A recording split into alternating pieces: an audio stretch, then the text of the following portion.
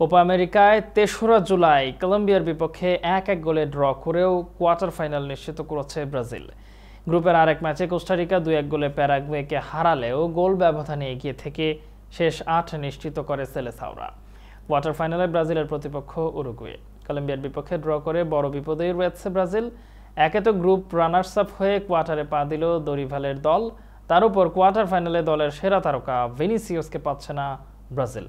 টানা ২ ম্যাচে হলুদ কার্ড দেখে পরের ম্যাচের জন্য নিষিদ্ধ হয়েছেন তিনি। তবে লিভাই স্টেডিয়ামে দারুণ এক ম্যাচ উপভোগ করেছে দর্শক।